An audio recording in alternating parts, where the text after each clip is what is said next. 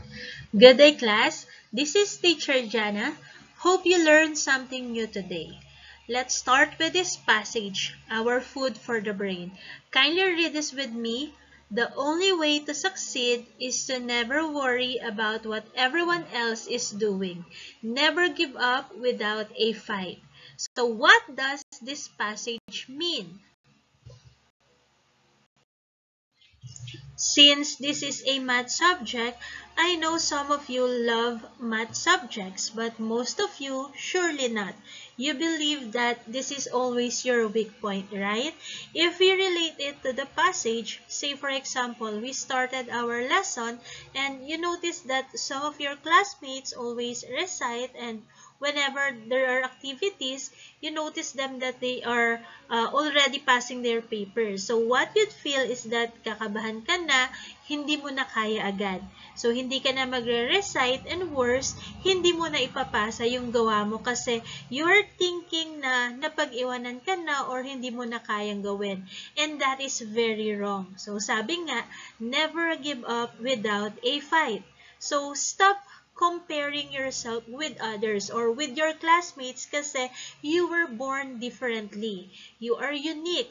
Okay? So, stop comparing. Kapag nahihirapan ka with the task, tuloy lang sa paggawa and never give up. And ang mahalaga, kahit mabagal ka, is merong progress. Kasi sabi nga, little progress is also a progress. So, worrying will never change the outcome. Just always do your best, and then kapag nagkamali ka, try lang ulit. Malay mo, baka sa susunod, makachamba or makatama ka na. Okay? So, since mistakes are only proof that you are trying, sabi nga, it's better to try and fail than to fail to try. So, mas maigi na sinubukan mo kahit mag-fail ka. At least, you tried. Kesa naman sa hindi mo na-try at all. So, never give up without a fight. Now, for our topic for the day, we have functions and their graphs. And for the lesson objectives naman, so at the end of the lesson, you are expected to represent real-life situations using functions, evaluate a function, and perform addition, subtraction, multiplication, division, and lastly, to solve problems involving functions. Okay, so we are done with warm-up and let's study task. Hopefully, you were able to recall, to remember the topics on your previous mathematics subject. And all those tasks were presented to you so that you will get ideas about the topics to be discussed for today. So now, let's have relation and function. Kindly read this silently. Okay, so functions relate an input to an output. It is defined as a relationship between two sets that associates its element of the first set to one and only one element in the second set. So we have one-to-one and many-to-one relations, and they are considered functions. But remember that one-to-many is not a function. Thus, all functions are relations, but not all relations are functions. So, just to give you an overview about the topic, let's think first on how to apply this topic in our daily lives. Because functions are used to model a real-life situation. So, let us think of a good example.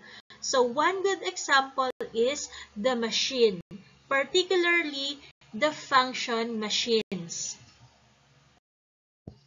So, to easily grasp the idea of a function machine, it's like this. So, an input goes in and then something happens to it inside the machine. Kapag tapos na, an output comes out. And then another input goes in, another output comes out. So, what is going on inside the machine? So, if we know the machine's function rule or function rules and the input, we can predict the output and vice versa. So, if we know the rules and an output, we can determine the input. Okay, so if we examine the inputs and outputs, we should be able to figure out the mystery function rule or rules. Okay, so just like sa mga bendo machine. So ito yung mga machine na nasa gilid-gilid para just in case na gusto mo nang maiinom or suddenly you feel thirsty, then you can easily grab your choice of drink. So paano ba gumamit ng vendo machine? So ano yung hinihingi niyang input sa'yo para bigyan ka niya ng any kind of drink that you like. So the input would be the money. And then the output is the choice of drink. So how about the ruling or the rules inside it or inside the machine? So una, dapat tama yung amount ng money and dapat meron kang maselect na inumin, and syempre, the machine will determine if the amount you have inputted ay tama sa pinili mong inumin. So kapag tama lahat, then ilalaglag na niya yung inumin na gusto mo. Alright? So basically, yun yung idea or concept behind it. Okay, so let's have another example para mas makuha nyo siya. Okay, so for example, we have the function rule, which is multiply by 3. Okay, so say for example, our input is 4, and then the function rule is 3. Therefore, we have to multiply 4 by 3. And then the output would be, so 4 times 3 would be 12. Okay, so say for example, the input is 5. So 5 multiplied by 3, the output will become 15. Okay? So those are just simple concept, pero knowing it is very useful. Okay? So I hope you were able to get the idea. Now, with relation naman, recall that a relation is simply defined as the set of ordered pairs. Also, it defines the relationship between sets of values of ordered pairs. So, there are two components. Since it comes always in pair, we have the x-coordinate and the y-coordinate. So, katulad ng example sa ibaba. So, remember that a relation represents ordered pairs. Dapat merong x and y coordinates.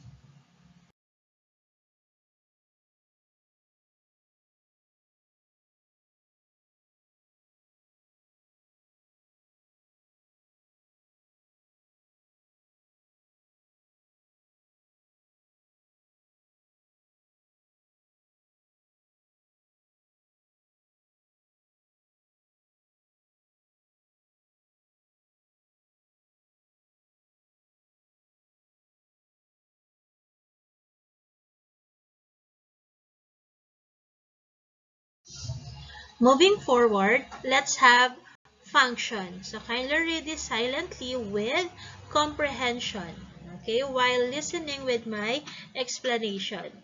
So we can say that a function is a special kind of relation. Syempre, this one is a set of ordered pairs pa din in which it follows a rule such as every x value should be associated with one y value, and it is called a function. So paano natin malalaman if it is a function or a relation? Okay, so just to differentiate the two, so listen carefully ha, kasi this is medyo tricky. So in relation, the element of the domain can be imagined as inputs that generate one or more outputs. While in function naman, the elements of the domain can be also imagined as input corresponds to only one output. Again, the bottom line is that in relation, the inputs generate one or more output. But in order for it to be a function, the input must correspond to only one output. Okay? So, sa function, dapat isa lang. Whereas kapag relation, pwedeng madami ang magiging outputs. Okay, that's it. So, just like sa relationship, kapag function, kunwari, may partner ka, isang BF lang or isang GF. Okay, nasa iyo yun. Stick to one lang. While in relation naman, palaging merong third party. So, ayan. So, hindi kontento sa isa lang. Gusto madaming GF or BF. That's it. Now, let us have the relation representation. So, ito naman, these are the ways on how to write or represent relations in 4 different lights. Okay, so relation in set notation. So, if you can write a bunch of points or ordered pairs, then you already know how a relation looks like. So, for instance, here we have a relation that has 5 ordered pairs. So, for it to belong or to fit in, to be appropriate in relation in set notation, dapat merong curly braces both ends. So, writing this in set notation using curly braces. So, we have -2 and 1, -2 and 3, 0 and -3, 1 and 4, 3 and 1. So, ang tawag natin dito ay relation in set notation. So, remember, meron siyang curly braces sa dalawang ends.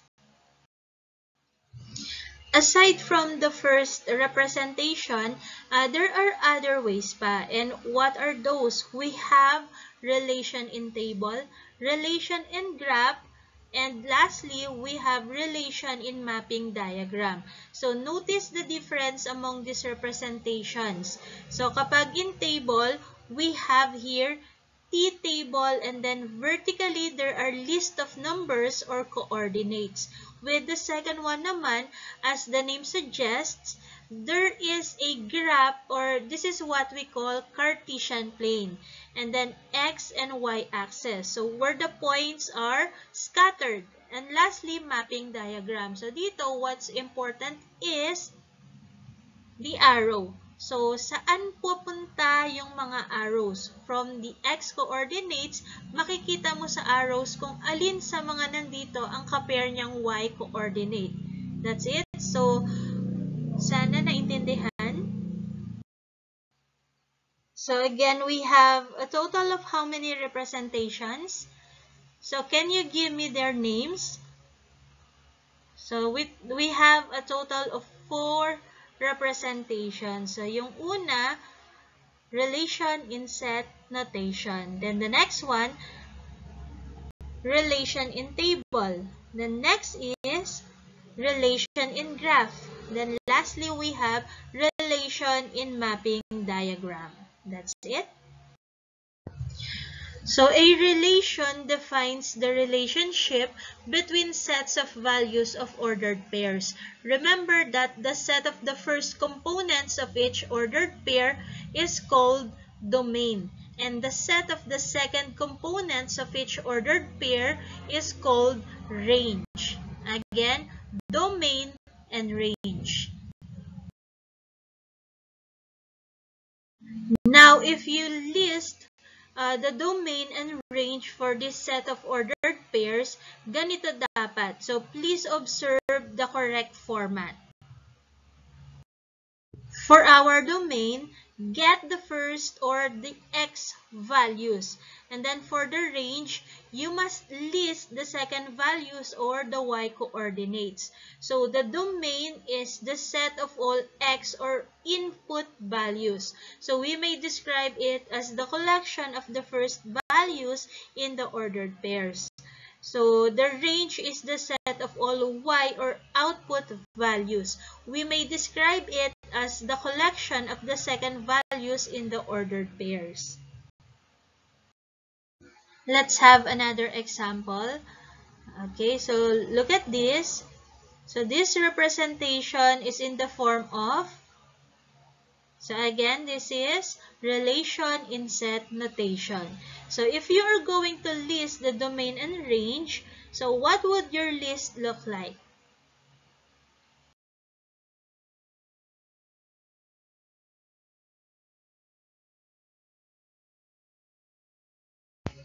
Alright, this is the correct answers. Okay, so, but you must notice the order. So what do we have to consider? So it is the number line. And also, it should be in ascending order. So from the smallest up to the highest value. Diba with number line, we have the negative numbers, 0, and then positive numbers. You start with listing the smallest value and then pataas na. So, one more thing, kapag merong same occurring number, yung parehas lang sila, you do not need to list them pareho. Isang entry lang per number. Katulad yung 8 sa y-coordinate natin. Ilan sila? So, you only write isang 8 lang. Again, when listing the elements of both domain and range, you must get rid of duplicates and then write them in increasing order. Okay, so that's it. Since we are done with identifying the domain and range, it's your turn, class. Kindly get a pen and a 1/4 sheet of yellow paper. Write your name, section, and day to day. And please copy the format on your paper.